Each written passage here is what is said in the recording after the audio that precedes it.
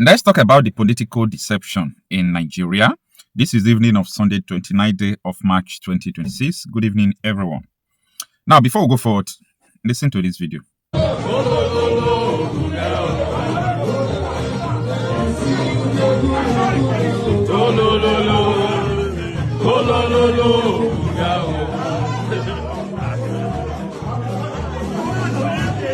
One, that you're going to send President Bola Tinubu back to Lagos, you are going to retire him. There are those who are asking, how would you do that? With a lot of people moving into the APC, there are governors now moving into the APC, and those who say whatever the opposition is doing is gradually and working steadily for Tinubu and the APC returning in 2027. They can believe what they want to believe. They can engage in self-delusion. They can use the carrot and stick tactics, to lure governors or intimidate them into joining. Governors that know what they are doing, taking from the till, will have no choice but to join the APC because, when you are in the APC, you are immunized from being investigated for corruption. They will do all that. But at the end of the day, the Nigerian voter will decide based on President Tinubu's performance and the performance of governors. Yeah, that was Narse El-Rufai, the embattled Narse El-Rufai, with Bola Ahmed Tinubu, the current president of Nigeria. They were dancing buga, That was just in this last election that, they were, I don't know what they were celebrating, but the video circulated during the 2023 general election. So El-Rufai and Tinubu, actually, to be fair, El-Rufai was instrumental to making Tinubu whom he is today. El-Rufai and Wike made Tinubu to be president. So I'm not missing words with that. So that is a part. Now, I want you to watch the second video. But before the second video, I really want to pour out what is in my mind. I have been engaging some persons who are highly political figures who are around me. So I have been talking freely with them.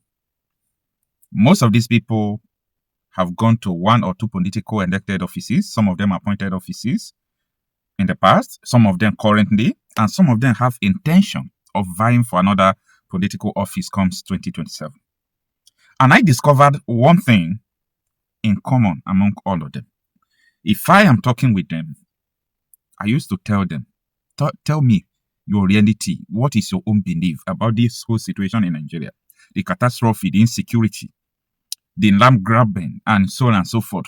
Everything that has been going on in Nigeria, the debt toll, the fuel price, everything. What do you have to say? I just want to hear you talk because you are a politician. And do you believe everything is well? Guess what? 100%. When I mean 100%, there is no one that have disbelieved the reality that is on ground. And this is a bigger problem. If all these people, I think, 13 of them. If these 13 persons, some of them was, some of them is, and some of them will be political appointed and elected persons. If they really believe that what is going on in Nigeria is chaos, anarchy, and it's a time bomb waiting for the pending doom to come, and these people, if they are in the office, if they go to Arise News, if they go to Channel Television, they will sing on your mandate, they will praise Tinubu, but on the back side of what they are saying on the social media is the reality that they cannot deny. You know what that means? It's a political deception. Not just a political deception, this is wickedness. And not just wickedness, it is a mentality. And when something becomes a mentality, you breed it into become a cultural or custom, a way of life. This is where the impending doom is. Because you cannot tell me that you, a commissioner, you, a House of Rep member, believe that Nigeria is in the state of anarchy, like chaos, that there is a problem. And you are APC member, and you also believe that this administration will return 2027 because that is what you are professing on social media, on national televisions. But within you, I'm not going to call names, okay? For privacy's sake and for the sake of respect and friendship. I'm not going to call names. So then within you, you now still believe that this is bad. But when you come out to the social media, you talk good about it. Who are you? Like, yes, many of them may not like this video, but I can't hide it anymore. No, I can't hide it anymore. This is the height of them all. Political deception. This is quagmire. Like, I don't know the adjective I will use to qualify it again. Now, this is to tell so many people who are following some politicians who are not telling them the truth. Some politicians are good though.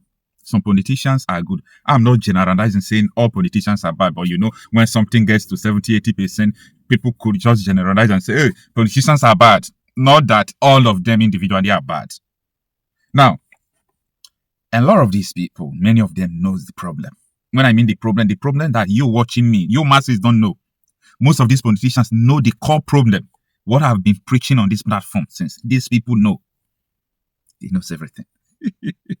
Now, why is it that if they come in public, they defend this evil, but deep down in their heart, they knows the truth? There comes greed.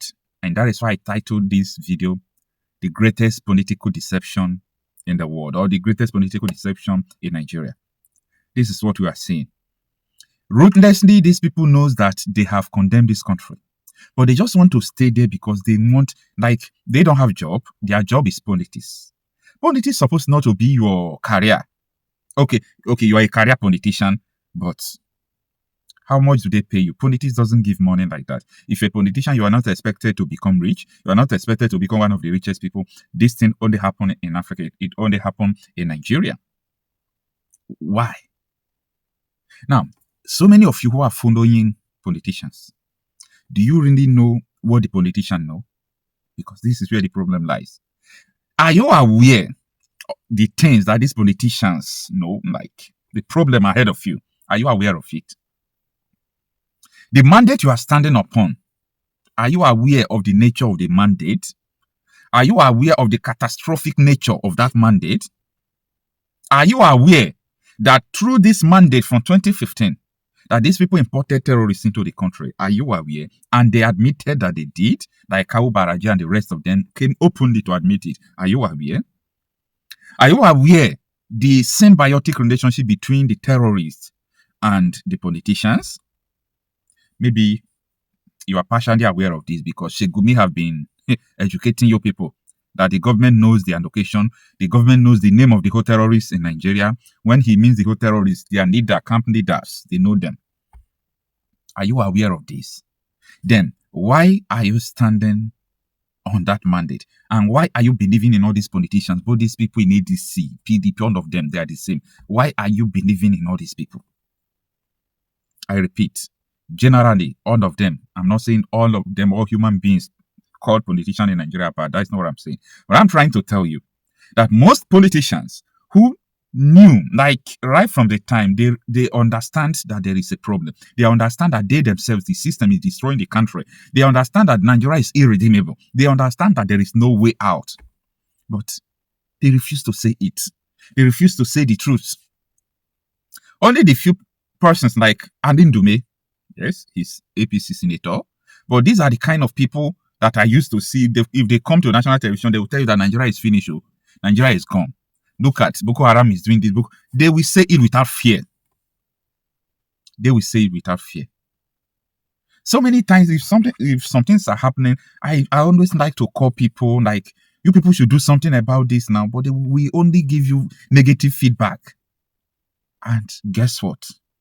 They made me to believe, not that they say it to me, or they did not say this to me, but like from my own comprehension, they made me to believe that Nigeria is no longer practicing democracy, but courtism. It is a courtism. Because what they don't want to bring out, they don't want to bring that thing out. It will just remain in their carcass. They knows the problem, but they can't say it. This is the highest political deception. And that is why this man went to Arise News. He went there to defend Tinubu. And look at what he have to say.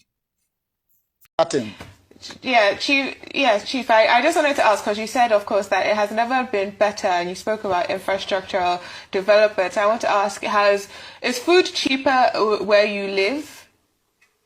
Is petrol cheaper where you are? Is electricity cheaper where you are? Is education or school fees, has it reduced? No, I'm just yes, wondering I am if it's too different exposed in to be yours. convinced with this kind of customs. Yes. No, I'm coming. No, I'm coming. Fuels are not only expensive in Nigeria. Go to America. Go to the UK there. Go to Canada and see what is happening there. I have my families in those countries. So don't be lying to Nigeria that fuels are only expensive in Nigeria. Foodstuffs are only expensive in Nigeria. As day break and the day continue to live, you should also understand that the price of things will continue to go high. The amount of the money you are spending on Gary during Jonathan time, that is not what you are spending here. So even to today, APC leave the government today and another party coming. Right. Things will still go up. You said your that family is the mode of is operation in abroad. Nigeria. Is that your wife and children are abroad?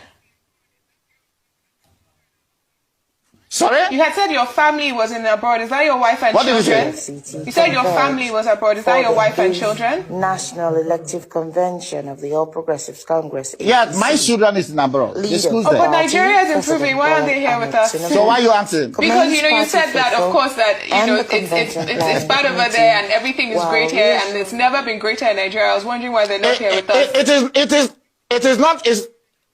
It is not about the education. I want my children to see what is happening in the world, to get a different kind of education. That is why I sent my children out. All right. Not that Nigeria is bad, not that Nigeria schools are down, that they cannot take care of my children. All right.